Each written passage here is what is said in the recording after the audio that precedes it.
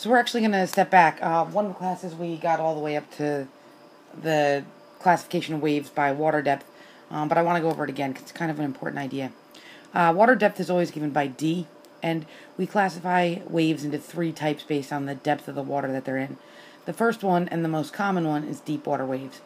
So deep water waves are waves in which the water depth is greater than 1/2 the wavelength. Or since we know wave base is equal to 1/2 wavelength, you can also say water depth is greater than wave base. And from this, and from the rest of what we know about waves, we end up with the wave speed formula. Now, wave speed is celerity because it's actually a function of energy versus the medium through which it's moving. But the formula for the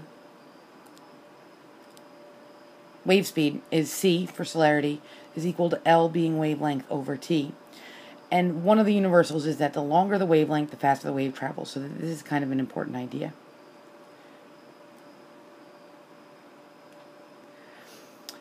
Deep water waves, using a little calculus, we found that the speed is primarily a function of the length of the wave when you're talking about deep water waves. So we can manipulate the equation and find out, find speed when we only know length, or find speed when we only know time. This is going to show up in some problem sets we do, and it's actually kind of a good thing to know because, for example, it's fairly easy when you're on a boat to measure the length of a wave as it goes by. You wait till you go up into the crest, down to the trough, multiply by 2. So again, try to remember the relationship between wavelength and wave speed. The longer the wavelength, the faster the wave is going. As for these formulas, the ones right here and here, that's a little bit of rote memorization for you guys. I will tell you that mostly, because it's a science class, we will mostly be dealing with the metric system. Not always, but for tests and quizzes, it'll be metric system. You may see some of the English system on worksheets and things like that. So make sure you know those two formulas.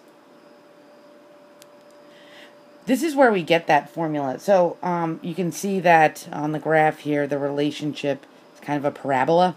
And if you find the derivative of the line, you get, you can find out speed if you only know wavelength, or speed if you only know time. So that's kind of where that came from.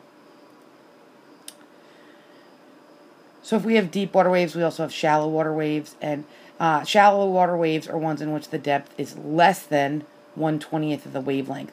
And what this basically means is we have these orbitals here. And, let me go back one. And you guys know that orbitals are typically very round, and here they're sort of elliptical. And this is because you can see that they're actually interacting with the bottom. We have another one here.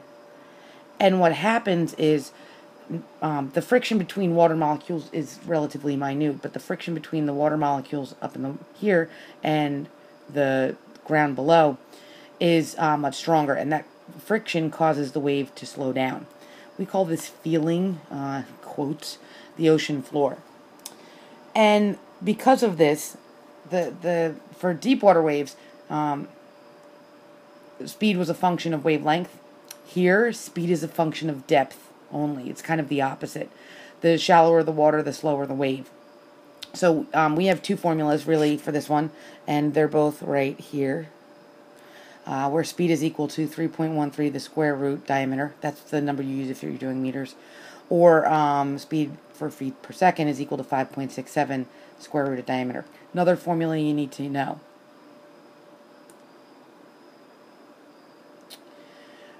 Shallow water waves, kids frequently get confused about this. Shallow water waves, the classic examples, are wind-driven waves, most of the waves we see, but only when they reach shore. If they're out in the open ocean, the depth is so great that they're deep water waves. But once a wave gets out on the beach, it's a wind-driven wave that is a shallow water wave. Now, the ones that frequently kids have trouble with are tsunami and tides. A tsunami has a wavelength of, say, 400 kilometers. They have very, very long wavelength. That's why they travel so fast. But the depth of the ocean is usually about 4 kilometers deep. That means that to be a deep water wave, the longest wavelength wave you can have in the open ocean would be about half of that, so that'd be about 2 kilometers. Tsunami are not even close to that. They're much, much too long. And tides are even longer than that. When we get to the tides chapter next, you'll learn that the tide is actually just 2 waves that continually circle the planet. So, tides and tsunami are both shallow water waves. Transitional waves are kind of what's in between. And this is sort of important right here. In a transitional wave, the depth is less than 1/2 the wavelength, but more than 1/20th of the wavelength. So the speed is going to be a function of both the depth and wavelength, so we don't really have a single formula for that. It would get into math that's too complicated for this.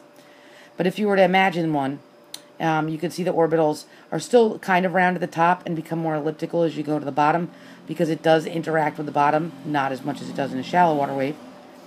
And the speed, again, is a function of both depth and wavelength. So that means if you're doing celerity, you have to use C is equal to L over T, because you need to take into account the wavelength and wave depth. So what do we do with these formulas? Well, we solve some problems. So the first thing you're going to have to do is determine whether a wave is a deep wave, a shallow wave, or a transitional wave, so you know which formulas you can use. And to do that, let's go to here, D, let's talk about deep water wave.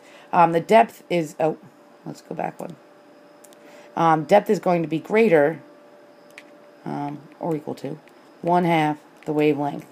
If we rearrange that mathematically, we get a ratio of depth over length has to be greater than 1/2. So this would be equal to a deep water wave. And this is kind of what you're going to do. Whenever you have the depth and the length of a wave, you're going to make a ratio out of them where you have D on the top and length on the bottom. And if that ratio is greater than 1/2, we're going to call it a deep water wave. If we did put depth over length and it's less than 1/20th, we're going to call it a shallow water wave. And if it's between these two numbers, we're going to call it transitional. We're going to work on this in class and do some problems. And I'm sorry this is so messy, I don't have my regular pen. But basically you need to be able to, let's do a problem. So suppose I tell you you have a wave where the depth is equal to 100 meters. And that the wavelength of that wave is equal to 40 meters. So we'll put depth divided by L is equal to 100 divided by 40, which is going to be equal to 2.5. Is that right? And we compare it to, and we ask ourselves, is this number, is 2.5 more than 1/2? Or is it less than 1/20th, or is it in between? Well, 1/2 is 0.5. So this is clearly bigger than 1/2, so we would classify this as a deep wave. Let's do another one. Again, I'll give you depth. Depth is equal to 50 meters.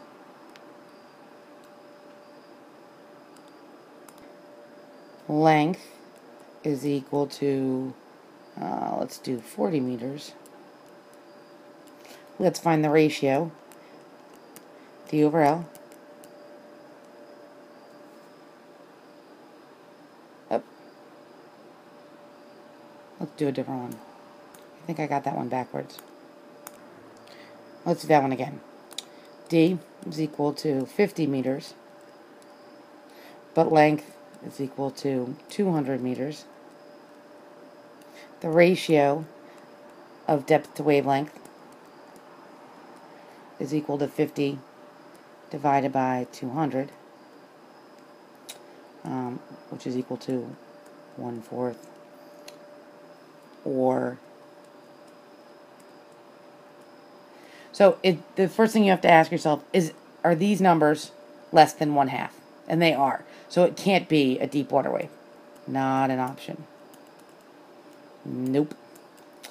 So then we have to ask ourselves, is it a shallow water wave? To be a shallow water wave, the ratio would have to be less than 1/20. is 1/4 less than 1/20th, and it's not. Since this number is between 1/20th and 1/2, this is in fact a transitional wave. So that's how you would solve these. Once you do this, you can then solve for speed. But to solve for speed frequently, if you don't have both length and time, you need to know what type of wave it is.